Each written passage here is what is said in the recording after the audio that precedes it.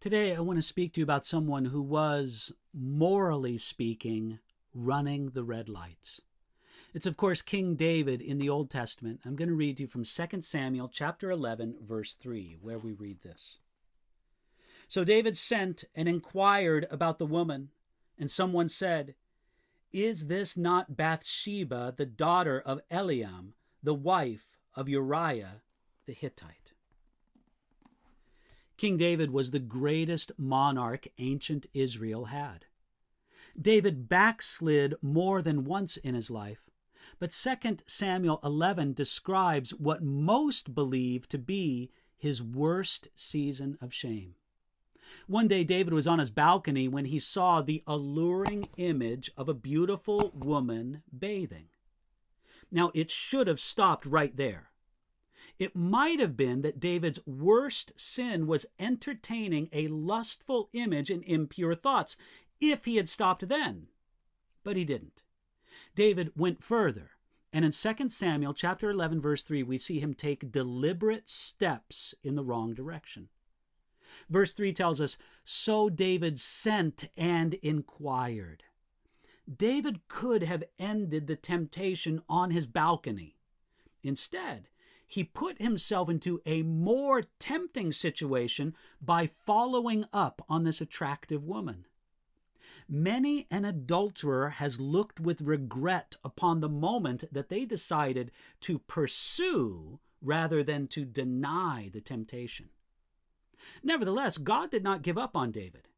In the midst of this downward spiral, God gave David a red light, a warning telling him to stop immediately.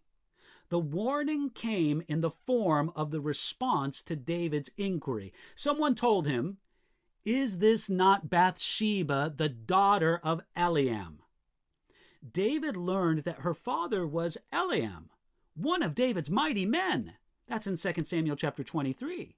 As a matter of fact, her grandfather was Ahithophel, one of David's chief counselors. You'll find that in 2 Samuel chapter 23. Then God gave David another red light, and this one was even brighter. David was told that the woman was the wife of Uriah the Hittite. David learned that the woman was married and the wife of another of one of David's mighty men. David should have received the news of the woman's identity as a warning. In taking Bathsheba, David sinned against Uriah, against Eliam, against Ahithophel, and of course against Bathsheba. Tragically, David ignored God's warning signs and didn't stop when God gave him a way of escape. Even worse, David used God's warnings as an occasion to sin.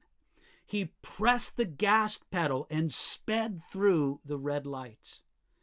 When David heard the beautiful woman's husband was away in battle, it made the temptation stronger. David committed adultery in his heart up on the roof. Now he knew that he had an opportunity to commit adultery in practice. Adultery in the heart and mind is bad. Adultery in practice is far worse. In his great love and mercy, God gave King David many warning signs and opportunities to stop his sinful course. That same love would sustain David after the sin, restoring him after confession and repentance. We can be sure that David wished he had listened to God's loving warnings before the sin. God's great love warns us and provides us a way of escape in temptation. So let me ask you a question. Today, are you running red lights?